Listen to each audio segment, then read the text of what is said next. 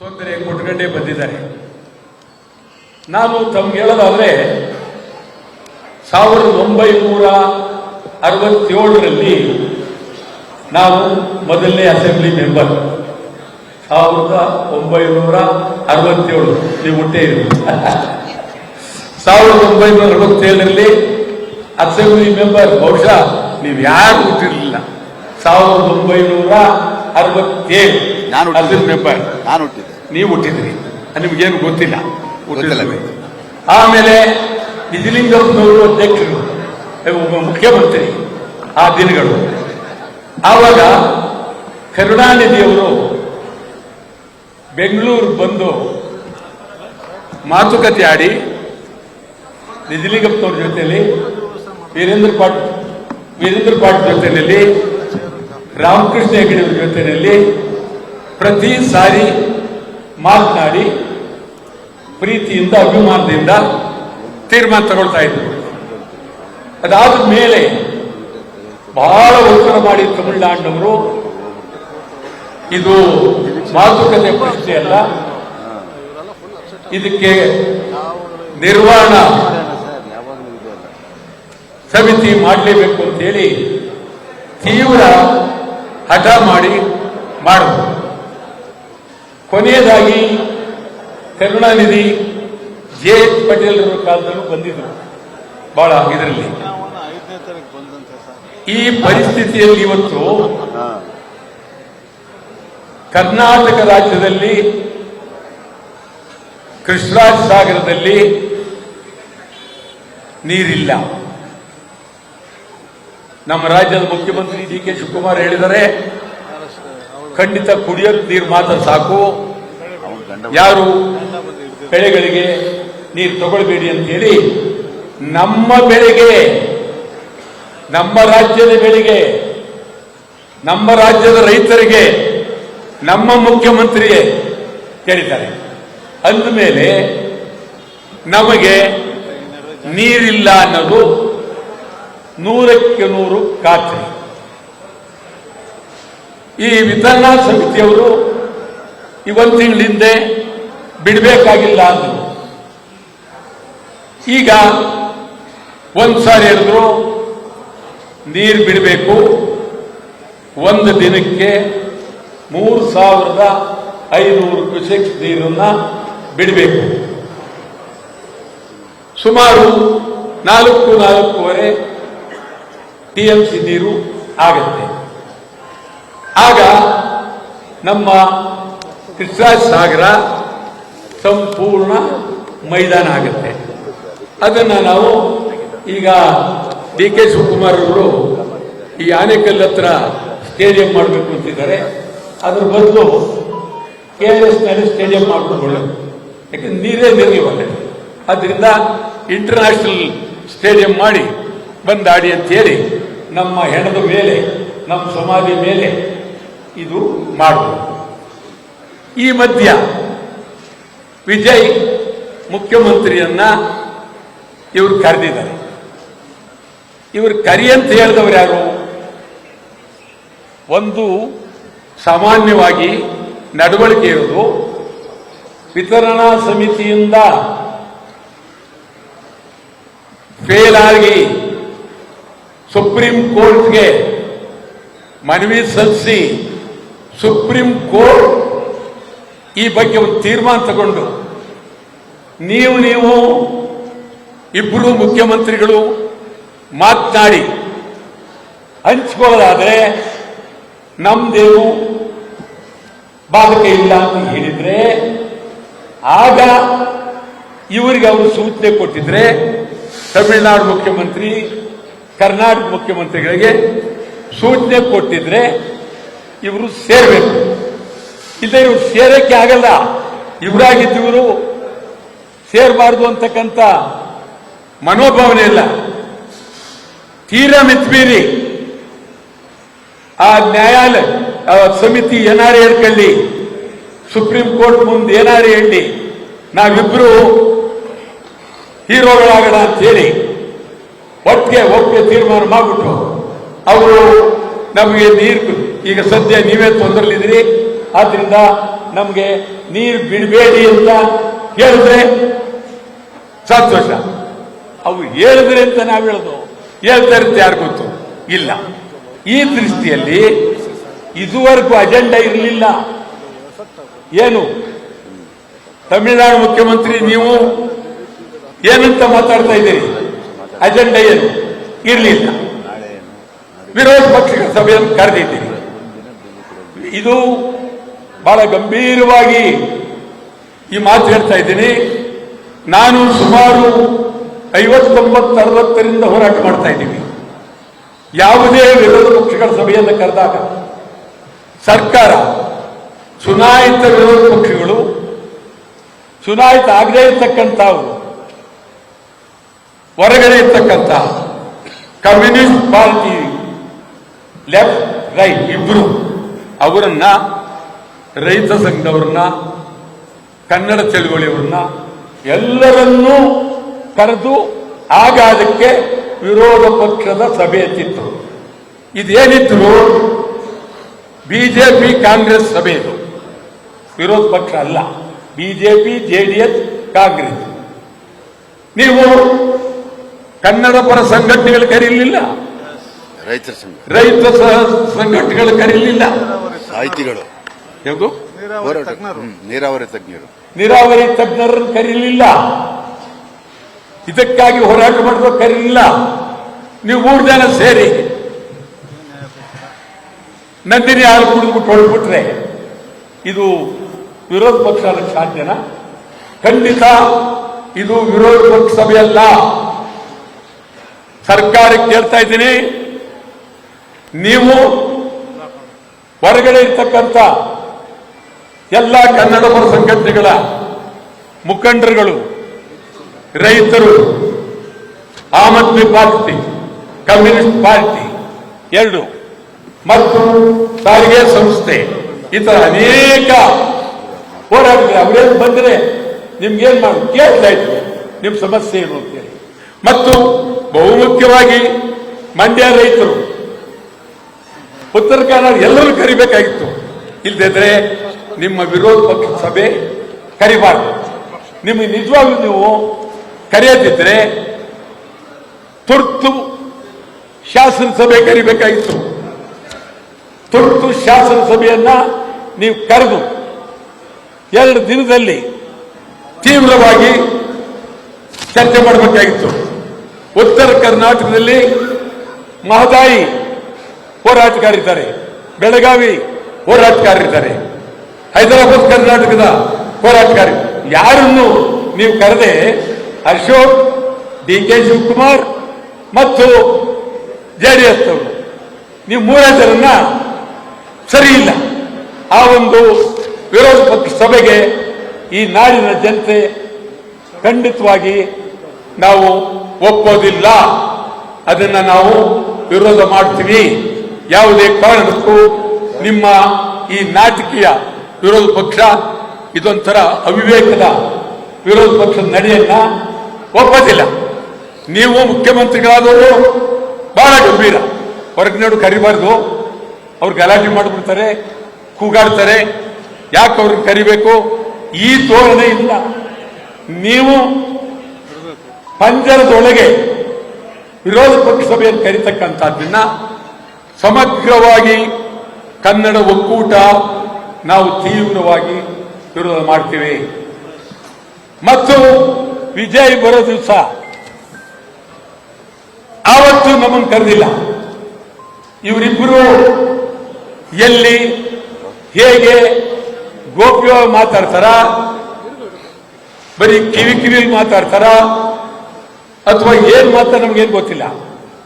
ಅದಕ್ಕೂ ನಮ್ಮನ್ನು ಕರೆದಿಲ್ಲ. ನಾನು ಹೇಳ್ತಾ ಇದ್ದೀವಿ, ಇವತ್ತು ಇಡೀ ನಮ್ಮ ಒಕ್ಕೂಟದ ಎಲ್ಲರೂ, ಇಡೀ ಕರ್ನಾಟಕದ ಜನ, ತಮಿಳುನಾಡು ಮುಖ್ಯಮಂತ್ರಿ ಕರ್ನಾಟಕ ಬರೋಕ್ಕೆ ಮುಂಚೆ ತಮಿಳುನಾಡಿನಲ್ಲಿ ನಾವು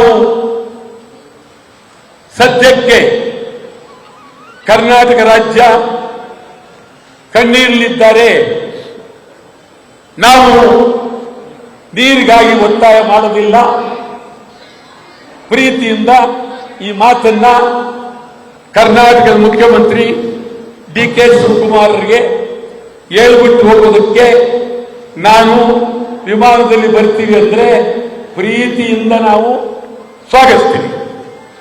ಇಲ್ಲ,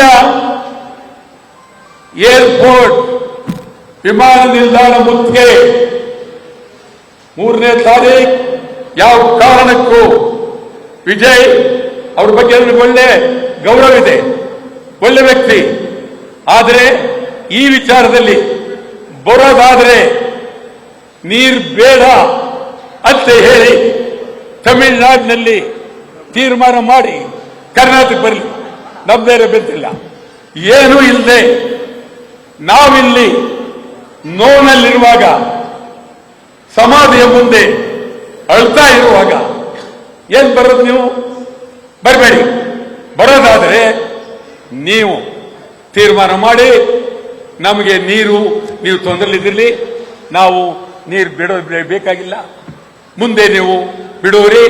ಇದೇ ರೀತಿ ಇನ್ ಮುಂದೆ ಮಾತುಕತೆನೇ ಆಡ್ಕೊಂಡು ಹೋಗೋಣ ಅಂತ ತೀರ್ಮಾನ ಬಂದ್ರೆ ವಿಜಯ್ ನಿಜವಾಗ್ಲೂ ಇದೊಂದು ಆದರ್ಶ ಆಗುತ್ತೆ. ಅದನ್ನ ಬಿಟ್ಟು ಏನೂ ಮಾತಾಡದೆ ಬೆಂಗಳೂರಿಗೆ ಬರೋದಾದ್ರೆ ಬೇಕಾಗಿಲ್ಲ, ನಿಮ್ಮ ಬರುವಿಕೆ ಬೇಕಾಗಿಲ್ಲ. ಇಡೀ ಸಮಗ್ರ ನಾಡಿನ ಕರ್ನಾಟಕದ ಸಮಗ್ರ ಕನ್ನಡಿಗರು ಕೆಂಪೇಗೌಡ ವಿಮಾನ ನಿಲ್ದಾಣವನ್ನ ಮುತ್ತಿಗೆ ಹಾಕ್ತೀವಿ. ಇದು ಭದ್ರ ಎಚ್ಚರಿಕೆ ಕೊಡ್ತಾ ಇದ್ದೀವಿ. ಅವರು ಪ್ರೈವೇಟ್ ಫ್ಲೈಟ್ ಅಲ್ಲಿ ಬಂದ್ರು ಅದೇ ಜಾಗಕ್ಕೆ ಹೋಗ್ತೀವಿ ಅಂತ ಹೇಳಿ ಅವರು ಯಾವ ರೀತಿ ಯಾರು ಬರಲಿ, ಹೆಲಿಕಾಪ್ಟರ್ ಬಂದ್ ಬೇಕಾದ್ರೆ ಅವರು ಡಿ.ಕೆ. ಶಿವಕುಮಾರ್ ಮೇಲೆ ಇಳ್ಕೊಳ್ಳಿ, ನಮ್ಗೆ ಅಭ್ಯಂತರ ಇಲ್ಲ. ಏರ್ಪೋರ್ಟ್ ಬಂದಾಗ ನಾವು ಏರ್ಪೋರ್ಟ್ಗೆ ಹೋಗ್ತೀವಿ, ನುಗ್ತೀವಿ. ಈ ಸರ್ಕಾರ ನಮ್ಮನ್ನ ಬಂಧಿಸಿ ಜೈಲ್ಗೆ ಹಾಕ್ತೀರಾ ಹಾಗೆ, ಅದ್ರ ಬಗ್ಗೆ ಬೇರೆ ಮಾತಿಲ್ಲ. ನಮ್ಮ ಹೋರಾಟ ನಿಮಗೆ ನಾನು ಹೇಳ್ತೀನಿ, ಬರೀ ಕಡ್ಲೆಕಾಯಿ ತಿನ್ನಕ್ಕೆ ನಾವು ಕರೆದಿಲ್ಲ. ಕಾವೇರಿ ನೀರು ನಿರ್ವಹಣಾ ಮಂಡಳಿ ತೀರ್ಪನ್ನ ತೀವ್ರವಾಗಿ ತಿರಸ್ಕರಿಸುತ್ತೇವೆ. ನಮಗೆ ನೀರಿಲ್ಲ, ತಮಿಳುನಾಡಿಗೆ ನೀರು ಬಿಡುವ ಪ್ರಶ್ನೆ ಇಲ್ಲ. ಮೇಕೆದಾಟು ಯೋಜನೆ ಆಗಲೇಬೇಕು. ಮಹದಾಯಿ ಕಳಸಾ ಬಂಡೂರಿ ಕಾರ್ಯಗತ ಆಗಬೇಕು. ಬೆಳಗಾವಿ ಉಳಿಯಲೇಬೇಕು. ಎಂಇಎಸ್ ನಿಷೇಧ ಮಾಡಬೇಕು. ಗಡಿನಾಡು ಬೆಳಗಾವಿ ಅಭಿವೃದ್ಧಿ ಆಗಬೇಕು. ಕನ್ನಡಿಗರಿಗೆ ಉದ್ಯೋಗ ಕೊಡಬೇಕು. ಕನ್ನಡ ಮಾಧ್ಯಮ ಶಾಲೆಗಳಿಗೆ ಅನುದಾನ ನೀಡಬೇಕು. ಉತ್ತರ ಕರ್ನಾಟಕ ಅಭಿವೃದ್ಧಿ ಆಗಬೇಕು. ಕಲ್ಯಾಣ ಕರ್ನಾಟಕ ಅಭಿವೃದ್ಧಿ ಆಗಬೇಕು. ಆಲಮಟ್ಟಿ ಜಲಾಶಯ ಎತ್ತರ ಆಗಬೇಕು. ಕನ್ನಡದಲ್ಲೇ ನಾಮಫಲಕ ಇರಬೇಕು. ಕರ್ನಾಟಕದಲ್ಲಿ ಪರಭಾಷಾ ದಬ್ಬಾಳಿಕೆ ನಿಲ್ಲಬೇಕು. ಕರ್ನಾಟಕದಲ್ಲಿ ಪರಭಾಷಾ ಚಿತ್ರಗಳ ಬಹಿಷ್ಕಾರ ಆಗಬೇಕು. ಹಿಂದಿ ಬೇಡವೇ ಬೇಡ. ಬಿಡದಿ ಉಪನಗರ ಬೇಡವೇ ಬೇಡ. ಬಿಡದಿ ಉಪನಗರ ಬೇಡವೇ ಬೇಡ. ಆನೇಕಲ್ ಹಾಗೂ ಬಿಡದಿ ರೈತ ಕೈ ಬಿಡಿ. ಗಡಿನಾಡು ಅಂದ್ರೆ ಕಾಸರಗೋಡು, ಹೊಸೂರು, ತಾಳ್ವಾಡಿ, ಅಕ್ಕಲಕೋಟೆ, ಸೊಲ್ಲಾಪುರ, ಮಡಕಸಿರ, ಇದೆಲ್ಲ ಬೆಳಗಾವಿ ಕನ್ನಡ ಪರ, ಹೊರನಾಡ ಕನ್ನಡ ಪರ ಕನ್ನಡ ಸಂಘಗಳು ಬೆಳೆಯೋದಕ್ಕೆ ವರ್ಷಕ್ಕೆ 500 ಕೋಟಿ ರೂಪಾಯಿ ಅನುದಾನ ಇಡಬೇಕು. ಬ್ಯಾಂಕುಗಳಲ್ಲಿ ಕನ್ನಡಿಗರಿಗೆ ಉದ್ಯೋಗ ಕೊಡಬೇಕು. ಯಾವುದೇ ಕಾರಣಕ್ಕೂ ಸರ್ಕಾರಿ ಶಾಲೆಗಳನ್ನು ಖಾಸಗೀಕರಣ ಮಾಡಬಾರದು. ಕನ್ನಡ ಶಾಲೆಗಳಲ್ಲಿ ಖಾಲಿ ಇರುವ ಹುದ್ದೆಗಳನ್ನು ಭರ್ತಿ ಮಾಡಿ. ಪೊಲೀಸರನ್ನು ಅವರವರ ಜಿಲ್ಲೆಗಳಿಗೆ ವರ್ಗ ಮಾಡಿ. ICSE, CBSE ಪರೀಕ್ಷೆಗಳಲ್ಲಿ ಕನ್ನಡವನ್ನು ಕಡೆಗಾಣಿಸಿದ್ದೀರಿ. ಕನ್ನಡವನ್ನು ಉಳಿಸಬೇಕು. ಹಂಪಿ ಕನ್ನಡ ವಿಶ್ವವಿದ್ಯಾಲಯಕ್ಕೆ ಅನುದಾನ ಕೊಟ್ಟಿಲ್ಲ.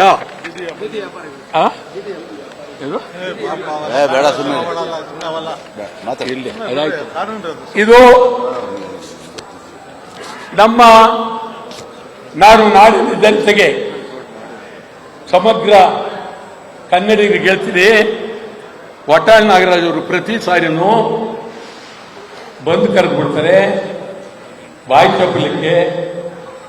ಏನು ನನ್ನ ಹೋರಾಟದ ಬಗ್ಗೆ ಯಾರಿಗಾದರೂ ಹಿನ್ನೆಲೆ ಇದ್ದರೆ ಎಂತೆಂಥವರು, ಕೆ ಸಿ ರೆಡ್ಡಿ ಅವರು, ಹನುಮಂತಯ್ಯನವರು, ನಿಜಲಿಂಗಪ್ಪನವರು, ಎಂತೆಂಥವರು ನನ್ನನ್ನ ಗೌರವ ಪ್ರೀತಿಯಿಂದ ನೋಡಿದರೆ, ಈಗ ಕೆಲವರು ಚಪಲ ಅಂತಾರಲ್ಲ, ಹೆಂಗೆ ಚಪಲ ಅಂದ್ರೆ ಏನು ಶಿವಕುಮಾರ್?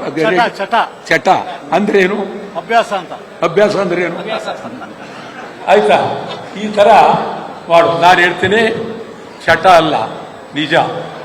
ನನಗೆ 67ರಲ್ಲಿ ನಿಜಲಿಂಗಪ್ಪನವರು ಡೆಪ್ಟಿ ಮಿನಿಸ್ಟರ್ ಮಾಡ್ತೀವಿ ಅಂದ್ರು. ಆಗಲೇ ನನಗೆ 25 ವರ್ಷ, ನಾನು ಒಳಗಡೆ ಅಸೆಂಬ್ಲಿ ಮೆಂಬರು. ತಮಗೆ ಹೇಳ್ತೀನಿ, ನಾನು ಬಂದ 25ನೇ ವರ್ಷದಲ್ಲಿ ಪಿ ವಿ ಗಿರಿ ರಾಜ್ಯಪಾಲರು, ಕೋಡಿಹಳ್ಳಿ ಪಿ ವಿ ಗಿರಿ ರಾಜ್ಯಪಾಲರು ಜಂಟಿ ಅಧಿವೇಶನ, ನಾನು ಒಳಗಡೆ ನಿಜಲಿಂಗಪ್ಪನವರ ಸರ್ಕಾರವನ್ನ ವಜಾ ಮಾಡಬೇಕು ಅಂತೇಳಿ ಆಗ 25 ವರ್ಷ ನಾನು ಆಗಲೇ ಕೂಗಿದೆ. ನಿಜಲಿಂಗಪ್ಪನವರು ಹೊರಗಡೆ ಬಂದು ನನ್ನ ವಿರುದ್ಧ ಕೂಗಿದ್ರು ಚಿಂತೆ ಇಲ್ಲ, ಈ ಧೈರ್ಯಕ್ಕೆ ಹೋಗಿದೆ ಅಂತ ಹೇಳ್ಬಿಟ್ಟು ಶಭಾಶ್ರೀ ಕೊಟ್ಟರು. ಅವತ್ತು ನಾನೇನಾದರೂ ಉಪ ಮಂತ್ರಿಗೆ ಒಪ್ಪಿದರೆ, ನಾನು ನೀವು ಒಪ್ಪೋದು ಬಿಡೋದು ವಿಚಾರ ಬೇರೆ, ನಾನು ಮುಖ್ಯಮಂತ್ರಿ ಆಗ್ತಿದ್ದೆ. ಈಗಲೂ 2028ಕ್ಕೆ ನಾನು ಮುಖ್ಯಮಂತ್ರಿ ಆಗ್ತೀನಿ. ಅದರಲ್ಲೇನು ನೀವು ಯಾರು ಅನುಮಾನ ಪಡೋಕೆ ಹೋಗಬೇಡಿ. 2028ಕ್ಕೆ ನಾನೇ ಮುಖ್ಯಮಂತ್ರಿ, ಗೋವಿಂದು ಮಂತ್ರಿ, ಶಿವರಾಮೇಗೌಡರು ಮಂತ್ರಿ, ಆ ಕಡೆ ಕುಮಾರ್ ಮಂತ್ರಿ, ನಮ್ಮ ಪ್ರವೀಣ್ ಕುಮಾರ್ ಶೆಟ್ಟಿ ಮಂತ್ರಿ, ಮತ್ತು ಮಂಜುರಾಜ್. ಏನ್ ನಗ್ತೀರ ನೀವು? ನಾನೇನು ಆಚೆ ಕೇಳ್ತಾ ಇದ್ದೀನ? ನಾನು ಯಾರು ಅಂತ ತಿಳ್ಕೊಂಡಿದ್ದೀನಿ, ನೀವು ಕಡ್ಲೆಕಾಯ್ತ ತಿಳ್ಕೊಂಡಿದ್ದೀರ? ರೈತ ಸಂಘದ ಪರವಾಗಿ ಅವ್ರು ಒಪ್ಪೋದಾದ್ರೆ ಮಾತುಕತೆ ಆಡಿ ಅವ್ರು ತಗೊಳ್ತೀವಿ, ಇಲ್ಲದವರೆಗೆ ಇರ್ತೀವಿ, ಅವ್ರು ಒಪ್ಪಿಸ್ತೀವಿ ಅವರು. ಆದ್ರಿಂದ ನಾವು ಆವತ್ತೇ ಕನ್ನಡ ಯುಗ, ಈ ನಾಡಿನಲ್ಲಿ ಕನ್ನಡ ಯುಗ. ಈಗ ಇದಕ್ಕಾಗಿ ನಾವೀಗಾಗಲೇ ನಾನು ಹಿರಿಯ ವಕೀಲರು, ಈ ರಾಜ್ಯದ ಅದ್ಭುತವಾದ ವಕೀಲರು ಪ್ರಮೀಳಾ ನೇಸರ್ಗಿ ಅವರನ್ನ ಭೇಟಿ ಮಾಡಿ ಸಂವಿಧಾನಬದ್ಧವಾಗಿ ಮುಂದೆ ಏನೇನು ಮಾಡಬೇಕು ಅಂತೇಳಿ ತೀರ್ಮಾನ, ಚರ್ಚೆ ಪ್ರಮೀಳಾ ನೇಸರ್ಗಿ ಹತ್ರ ಮಾಡಿದ್ದೀವಿ. ಗಿರೀಶ್ ಗೌಡ ನೇಸರ್ ಬಿಟ್ಟು ತಗೊಳ್ತೀವಿ, ಎದುರುಬೇಡ, ನಿನ್ನೂ ತಗೊಳ್ತೀನಿ ಮಂತ್ರಿ, ಯಾಕಂದ್ರೆ ಬಿಟ್ಟು ಹೋಗ್ಬೇಕು, ಆಯ್ತಾ? ಆಮೇಲೆ ಇಡೀ ಕರ್ನಾಟಕದಲ್ಲಿ ಎಲ್ಲ ಹೋರಾಟದ ಕನ್ನಡ ಪರ ಸಂಘಟನೆಗಳಿಗೆ, ಹಳ್ಳಿ ಇರಲಿ ಎಲ್ಲೇ ಇರಲಿ, ಒಂದೊಂದು ಸಂಘಟನೆಗೆ 10 ಲಕ್ಷ ರೂಪಾಯಿ, ಇಡೀ ಕರ್ನಾಟಕದ ಪ್ರೆಸ್ ಕ್ಲಬ್ಗಳಿಗೆ 1 ಕೋಟಿ ರೂಪಾಯಿ, ಬೆಂಗಳೂರು ಪ್ರೆಸ್ ಕ್ಲಬ್ಗೆ 2 ಕೋಟಿ ರೂಪಾಯಿ, ಪತ್ರಕರ್ತರಿಗೆ ವಿಶೇಷವಾದಂತ ಅನುದಾನ. ಅದೇ ಈ ನಗ್ತೀರ ನೀವು, ಖಂಡಿತ ಆಗ್ತೀನಿ ನೋಡಿ. ಹೌದೌದು, ನಾವು ಇಲ್ಲಿ ದಯಮಾಡಿ, ನಾನು ಮುಖ್ಯಮಂತ್ರಿ ಆದರೆ ನೀರು ಬಿಡಲ್ಲ, ನಾನು ಮುಖ್ಯಮಂತ್ರಿ ಆದರೆ ನೀರು ಬಿಡಲ್ಲ, ನಾನು ಮುಖ್ಯಮಂತ್ರಿ ಆದರೆ ನೀರು ಬಿಡಲ್ಲ. ತೋಳಿ ಇದಾರು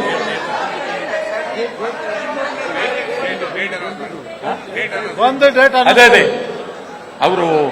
ಅವರು ಬಹಳ ಮೊದಲಿಂದ ನನ್ನ ಮೇಲೆ ಬೀಳ್ತಾ ಇದ್ದಾರೆ, ಯಾಕೆ ಗೊತ್ತಿಲ್ಲ, ನಮಗೂ ಅವ್ರಿಗೂ ಪ್ರೀತಿ ಇದೆ, ಅದ್ರ ಮೇಲೆ ಬೀಳ್ತಾ ಇದ್ದಾರೆ. ಅದೇನಾತರೋ ನನಗೆ ಗೊತ್ತಿಲ್ಲ. ನಾನೇನು ಪಾಪ ನಾನು ಎಷ್ಟು ನೋವಾಗತ್ತೆ, ಇದೆಲ್ಲ ಗೊತ್ತಾಯ್ತಾ? ಇದು ಮಾಡಿ ನಾವು ಇಡೀ ರಾಜ್ಯದಲ್ಲಿ ಬಹಳ ಅದ್ಭುತವಾಗಿ ಹೋರಾಟ ಮಾಡಬೇಕಾಗಿದೆ. ಆ ದೃಷ್ಟಿಯಿಂದ ಯಾವುದೇ ಕಾರಣಕ್ಕೂ ಕಾವೇರಿ ನೀರನ್ನ ತಮಿಳುನಾಡಿಗೆ ಬಿಡಕ್ಕಾಗೋದಿಲ್ಲ ಅಂತ ಹೇಳಿ ಭಾರಿ ಹೋರಾಟ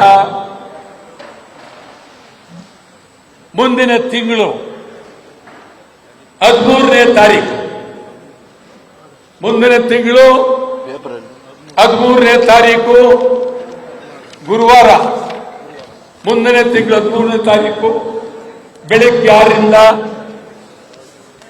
ಸಂಜೆ 6ರವರೆಗೆ ಅಖಂಡ ಕರ್ನಾಟಕ ಬಂದ್. ಬೆಳಿಗ್ಗೆ 6ರಿಂದ ಸಂಜೆ 6ರವರೆಗೆ ಅಖಂಡ ಕರ್ನಾಟಕ ಬಂದ್. ಕರ್ನಾಟಕ ರಾಜ್ಯದ ಪ್ರತಿಯೊಬ್ಬ ಕನ್ನಡಿಗರು ಕೈ ಮುಗಿದು ಕೇಳ್ತೇನೆ, ಯಾರು ಇದಕ್ಕೆ ವಿರೋಧ ಮಾಡಬೇಡಿ, ನೈತಿಕ ಬೆಂಬಲ ಅಂತ ಹೇಳಬೇಡಿ. ನಾನು ಎಲ್ಲರನ್ನೂ ಅಭಿಮಾನದಿಂದ ಪ್ರೀತಿಯಿಂದ ಕೇಳ್ತಾ ಇದ್ದೇನೆ. 13ನೇ ತಾರೀಕು ಐತಿಹಾಸಿಕವಾದಂಥ ದಿನ. 6ರಿಂದ 6 6ರಿಂದ ಸಂಜೆ 6